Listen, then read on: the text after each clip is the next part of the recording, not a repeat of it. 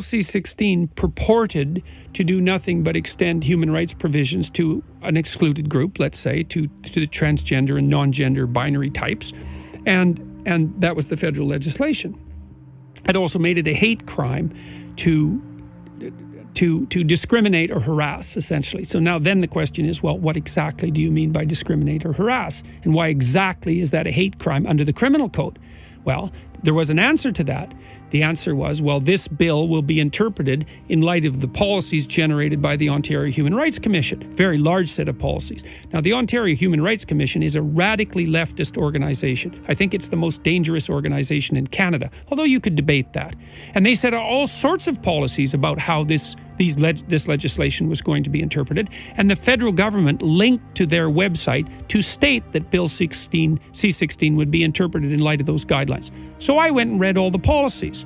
Well, one of the policies was that if you didn't use the preferred pronouns of a given group, that you could be charged essentially with a hate crime.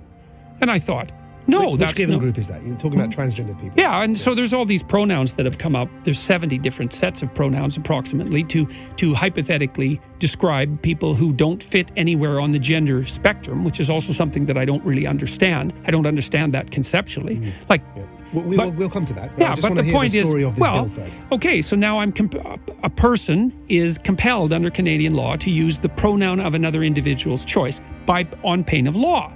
And I thought, well, no, that's not acceptable.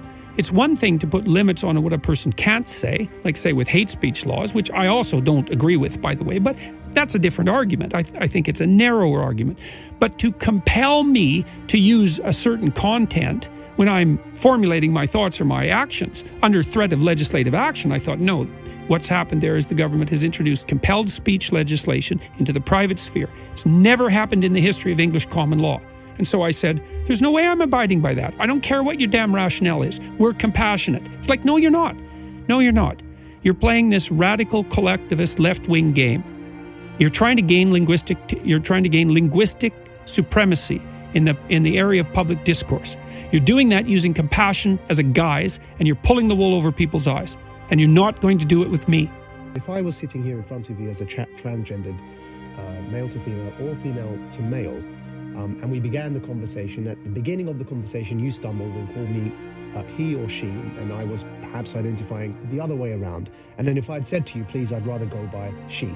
How would you respond to that on a personal level? How would you? Well, it would depend on the situation, but the way I have responded to that, because I've had a number of conversations with transgendered individuals, is that I use whatever pronoun seems to go along with the persona that they're projecting publicly. It's the simplest thing to do. Now, if we were, so you would respect their choice on an individual level. Yeah. But with a more contentious pronouns, je and je, and that sort of thing, that's a whole different issue. Because the question there is, well, exactly what is it that you're doing when you're asking me to use those words? Like, are you compelling me to play your particular ideological game, or is this actually a matter of some personal identity that's important to you? And those things are not obvious. And so in a situation like that, the first thing I'd have to do is to try to figure out just exactly what was going on in the situation, and that's not simple. And so there would be no foregone conclusion that I would address you by the pronouns of your choice. And the first thing I'd want to find out is that just a narcissistic power play? Because that's actually the most likely outcome.